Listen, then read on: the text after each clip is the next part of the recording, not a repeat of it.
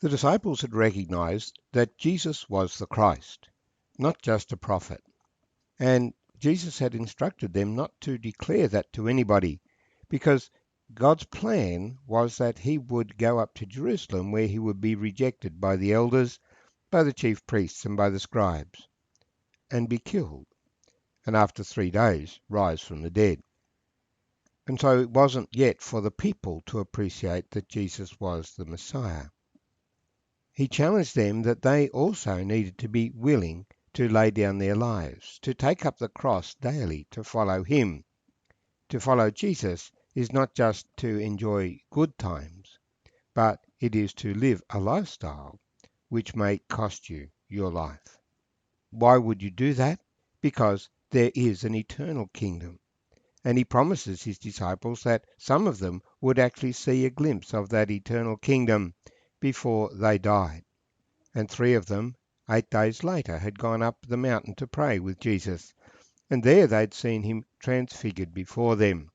And the Father had spoken again from heaven, saying, "This is my beloved Son, in whom I am well pleased." So this is a climax of Jesus' ministry up to this point. His public ministry proclaiming the gospel of the kingdom the Father had approved. But now was the final stage of his earthly ministry, heading up to Jerusalem to be killed. That was the subject of discussion with Moses and Elijah on the mount.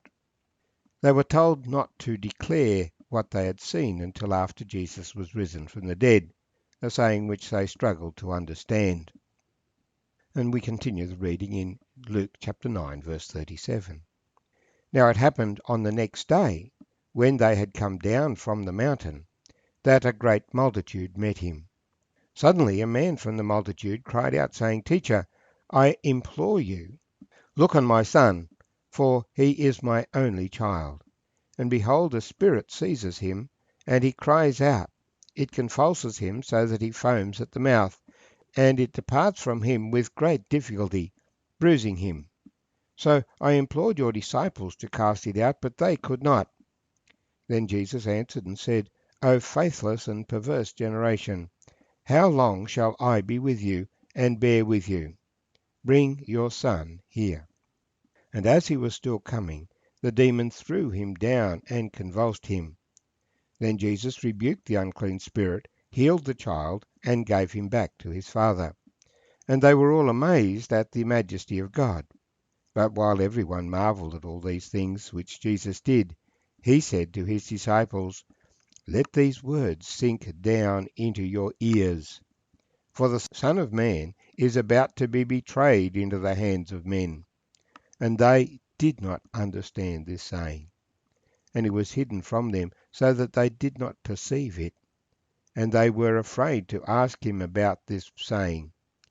Then a dispute arose among them as to which would be the greatest.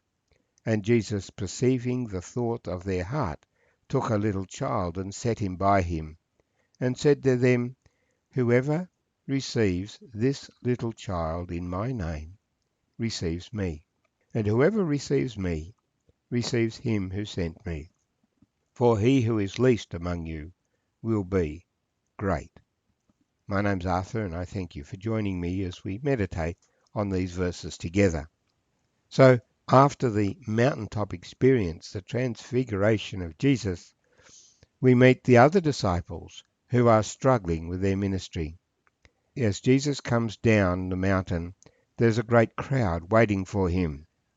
Among that crowd is a man who has brought his son to Jesus, his only son, that he might be healed. The description of the problem is as follows: "Teacher, I implore you, look on my son, for he is my only child. And behold, a spirit seizes him, and he suddenly cries out. It convulses him so that he foams at the mouth, and it departs from him with great difficulty, bruising him. I implored your disciples to cast it out, but they could not." Now the disciples had previously had authority to cast out evil spirits and to heal the sick. So it hurt their pride that they were not able to deal with this particular case. They expected that they would be able to do it, but they could not do it. And so this man, having brought the son to the disciples, now brings his son to Jesus. And of course, we must be careful and make sure people who observe us are careful to realize that it's not the church that saves, it is the Lord Jesus who saves. It's not a matter of coming to church, it is a matter of coming to Jesus. Now, when people are saved, then they gather together with others who are saved, and that's what constitutes the church. And so people will see the disciples, the followers of Jesus, and people might come to us that they might have healing or have their needs met.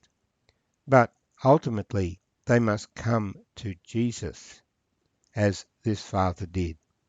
As followers of the Lord Jesus, we are mere men trying to walk in his way, but it is Jesus who is the Lord.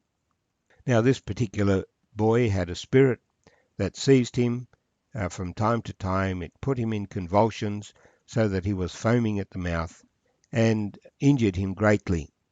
And so he was imploring the disciples, and now he was imploring Jesus. He's my only son. You're my only hope. And Jesus' response is challenging to us. O faithless and perverse generation, how long shall I be with you and bear with you? Bring your son here. Jesus is frustrated at the lack of faith and of the perversity of men's hearts.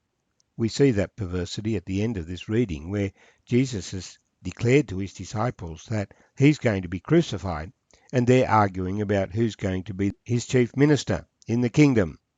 The event of the moment is his death, and they cannot make sense of that, and so they blot it out of their thinking and think of his glory. That's the perversity of our heart.